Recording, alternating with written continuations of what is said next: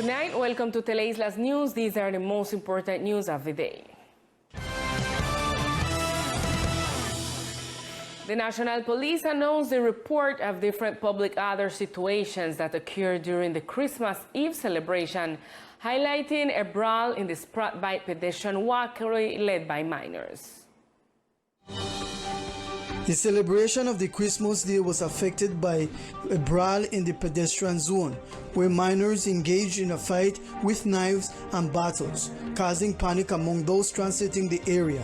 Fortunately, no one was injured. The authorities managed to impose warnings to the parents for non-compliance with the decree governing minors. Nuestro primer fin de semana de Navidad y de festividades grandes en For our first Christmas and holiday weekend, the overall report is positive.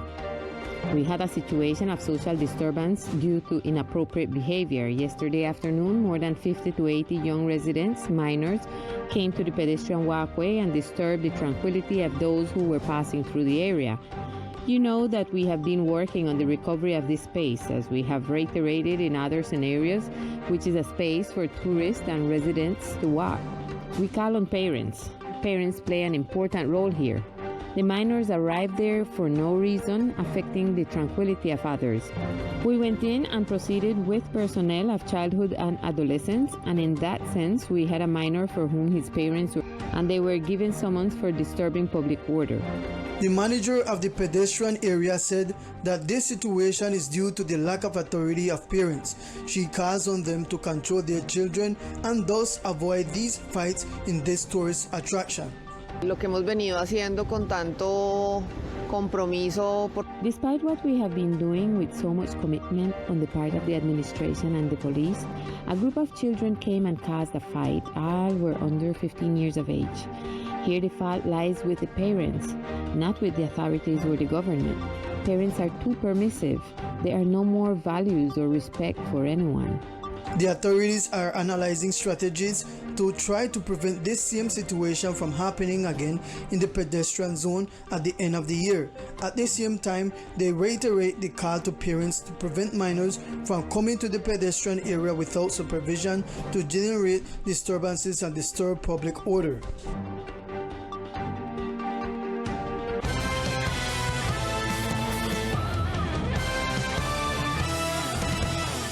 In a joint operation with the United States of America, Colombia achieved the seizure of a shipment of cocaine hydrochloride, which was transported through the waters of the archipelago. Units of the Colombian Navy and the Colombian Air Force, with the support of U.S. authorities, managed to seize 583 kilograms of cocaine hydrochloride that were being transported aboard a go-fast-type vessel in the waters of San Andres, Providence, and Catalina. The seizure of 583 kilograms of cocaine, which was thrown into the sea when a go-fast that was coming through the waters of the archipelago of San Andres and Old Providence upon detecting the presence of military aircraft threw the stash into the sea. The recovery was made possible thanks to the expertise of the crew. We recovered the 583 kilograms of cocaine to make them available to the judicial police and their subsequent prosecution. The drug would have as destination Central America, and the seized shipment of cocaine hydrochloride would be valued at $10 million in the international illegal market. Data from the National Navy affirms that with the arrest of this drug, more than 1.4 million doses of cocaine will no longer be sold in the streets of the world. The Secretariat of Health, in coordination with the Secretariat of Finance and the Food Inspection, Surveillance and Control and anti-smuggling teams, visited different establishments authorized for the sale of alcoholic beverages in conjunction with the Custom Tax Police. During the visits made on December 20th and the 22nd, the safety seals of the bottles, the condition of the containers, the expiration dates of the different products, and the consistency of the liquids were inspected in order to prevent intoxication by adulterated liquor on the island, in view of the increase of cases in the interior of the country. The IVC food operations resulted in total establishment visited 10, total establishment with product destruction 8, total drinks destroyed 1,189. For its part, The anti-smuggling team followed 9 of these establishments, checking the merchandise subject to excise tax such as beers, cigarettes, and national liquors, noting that all of them had the stamp for marketing in San Andres in accordance with the provisions of Law 1762 of 2015. During the procedure, merchants, managers, and employees were made aware of the identification of contraband liquor and cigarettes, and were also given guidance on the route to follow in the event of identifying one of these products. Finally, the importance of constantly checking expiration dates and the conditions of the products on sale on the shelves and on display was pointed out as a practice that contributes to the well-being of consumers' health. On December 22nd, the San Andres Despierta initiative was held on the island, where the government and the Chamber of Commerce tried to motivate people who had not done their Christmas shopping due to their work schedules to go out and do their shopping for the holidays. Here is the assessment of this activity.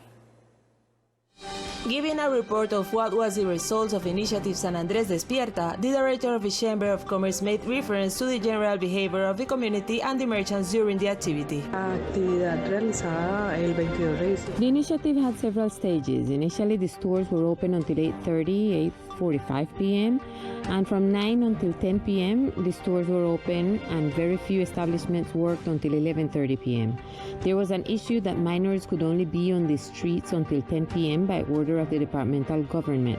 However, officials from the Chamber of Commerce made rounds throughout the island, and we found that some stores were open and had tourists and residents shopping and browsing. So we thought that the activity was well received and was beneficial to the establishments that were open to carry out the initiative. The director of the Chamber of Commerce announced that the initiative will be carried out again, but different strategies will be to support the economic reactivation of the department. Music teacher, cultural manager, and choir director Rima Ayala Gordon invite this news agency to see the exhibition of talented children and young people during a recital that she offers as course closing. Accompanied by their parents, about 9 children participated in the recital, showing the progress made during the classes received. With great satisfaction, music teacher Rima Meite spoke about the activity. Today, basically, I extended the invitation to a closing recital of my piano course, Perfect Harmony. It was actually a musical workshop that seeks to open a space for children and young people of our department to show their talent, their abilities, and also their taste for music. I like it when I do this kind of workshop so that the children can have a comprehensive training. We saw that some of them played percussion, others played wind instruments, played the keyboard, played the recorder.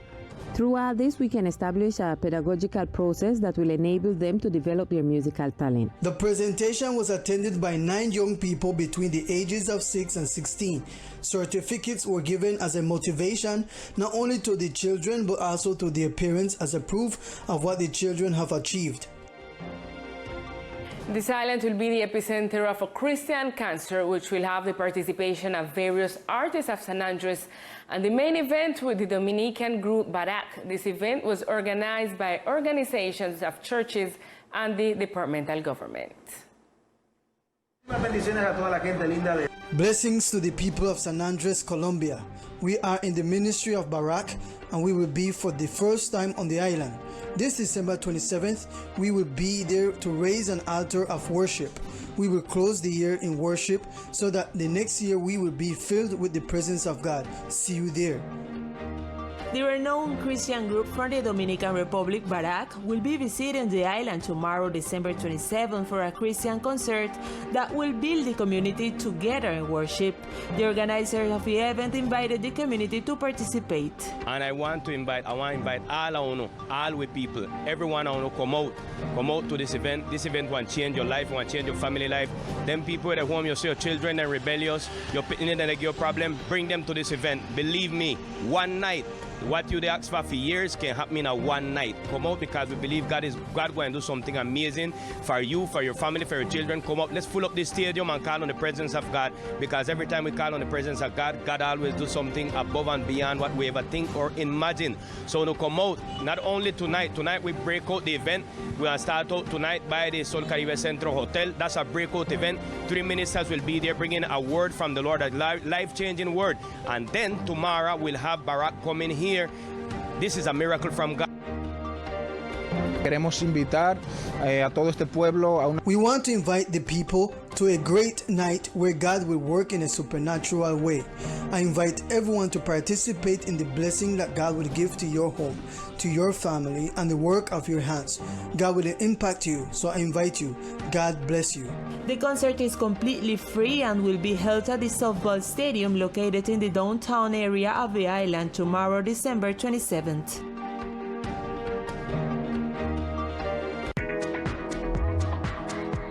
Claro Empresas llegó a San Andrés con internet ultraveloz para que vuele tu negocio. Adquiere todo Claro Empresas con internet fijo desde 160 megas, más planes móviles, y recibe con tu internet fijo página web sin costo adicional, hasta 310 megas y más gigas en tu plan móvil. Adquiéralo ya, comunícate al numeral 400. At this time, we continue with Millicent O'Neill and the news of the municipality of Old Providence and Santa Catalina.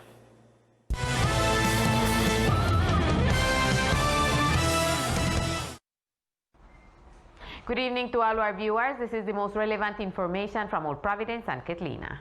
A new call was made by the Coralina Environmental Corporation to the community not to buy coral sand. The entity reports that this activity has increased. In spite of the control and surveillance work against sand extraction from the beaches, Coralina's coordinator in Old Providence reports the resurgence of illegal sand extraction for construction, now from the small beaches in the municipality. They are not even the big beaches. For example, the coastal edge of Lazy Hill, the small beaches of Old Town, Catalina. This month of December alone, we seized more than 200 sacks. In most cases, when the corporation arrives, the person hides or flees, and what we do is return the sand to the beach. The coordinator explains that both sands and stones are being extracted from the coastal edge of Old Town and Lazy Hill for sale. But there is also a problem that is occurring, and is that the community is buying from some people who are in a process of drug addiction, people who are living almost on the streets, and the community buys the sand from them. So I have these people hiding at 2 o'clock in the morning trying to extract sand. The community is once again asked to raise awareness about the extraction of sand from the beaches. We have all known for a long time that this sand is not suitable for construction. They are making bricks with the sand and selling the community bricks made with beach sand, which is not a good material, and the community continues to buy these products. The coordinator concludes by explaining that over time both the environment and these houses suffer the consequences of these bad decisions. And on the other hand, this morning, Antioquia Presente and Colombia Cuida Colombia completed the delivery of several coolers donated for the endowment of native inns. During the morning hours, and thanks to the transportation of the National Navy, the organization Antioquia Presente and Colombia Cuida Colombia made the last delivery of refrigerators for the endowment of native inns as part of a tourism reactivation after Iota. This is the last delivery of the endowment that was made for the inns. We had already made a first delivery of refrigerators, minibars, mattresses, sheets, and so this is the last one. Challenger made a donation to Colombia Cuida Colombia in conjunction with Antioquia Presente. They are the ones who are in the territory making the logistic delivery of this that was given to the different inns. In total, there are 14 inns to which we are delivering, and among these are minibars and normal refrigerators. We brought 59 items, including 50 minibars and 8 normal refrigerators and 2 freezers that are going to the bottom host sector and would be for the shelter that is being built by Antioquia Presente. The logistics involve going to the military boat and bringing the fridge back to the mainland. Mr. Thomas, how this will benefit the posada them where we got? Well, it benefit 100% because it come in good with it. So you got the place 100% stock out. The tourists can get better accommodation. This concludes the delivery to native inns on the island by Antioquia Presente. This is all we have for tonight for this section of Old Providence and Catalina. Continue in San Andres with more Teleislas news. Good night.